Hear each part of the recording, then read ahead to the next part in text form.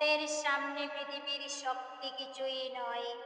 ভগবত গীতার নবম অধ্যায়ে শ্রীকৃষ্ণের সেই বজ্রবাণী।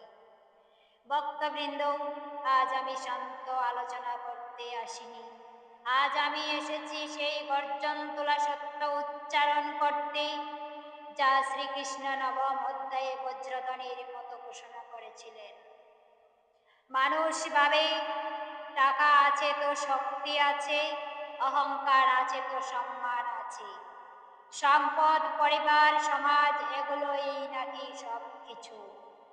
কিন্তু কৃষ্ণ স্পষ্ট ভাষায় বলেছিলেন, যে আমাকে চেনে না সে হাজার সম্পদ রেখেও শূন্য, আর যে আমাকে চিনি পৃথিবীর কোনো শক্তি তাকে পরাজিত করতে পারে না।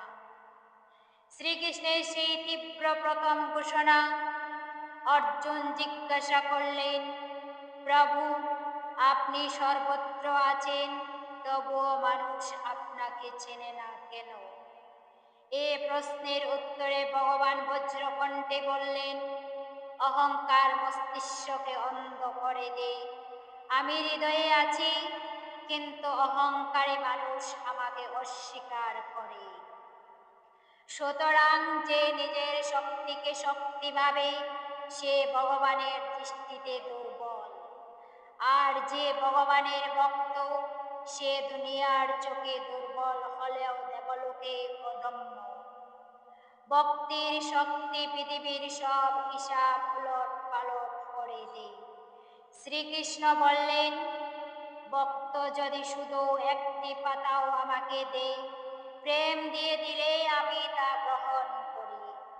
শোনো, এখানে দুনিয়ার হিসাব উল্টাপাল্টা হয়ে যায়। মানুষ ভাবে দামি জিনিস দিলে দেবতা খুশি হবে, কিন্তু কৃষ্ণ বলেন, মূল্য উপহারের নয়, মূল্য হয় হৃদয়ে। তাহলে প্রশ্ন উঠবে, তাহলে কেন মানুষ দুনিয়ার খাতিরে দৌড়ায় আর কৃষ্ণের খাতিরে না? কারণ দুনিয়া তৎক্ষণাৎ দেয় কিন্তু কেড়ে নেয়, আর কৃষ্ণ দেরিতে দেন কিন্তু আজীবন দেন। পাপীর বাঁচার দরজা শ্রীকৃষ্ণের সবচেয়ে গরম ঘোষণা। সেই ঘোষণা হলো, অর্জুন সন্দেহ নিয়ে প্রশ্ন করলেন, প্রভু, মানুষের ভুল, পাপ, অন্ধকার, তাহলে বাঁচবে কিভাবে? ভগবান এক গর্জনে ইতিহাস বদলে দিলেন সেই ক্ষণে। যে পাপীও হোক, যদি সত্য হৃদয়ে আমাকে আশ্রয় দেয়, তাকে আমি পুণ্যবানের থেকে উচ্চ করে দেব। এই ঘোষণা গোটা পৃথিবীর অহংকারী সাধুদের কাঁপিয়ে দিয়েছিলেন।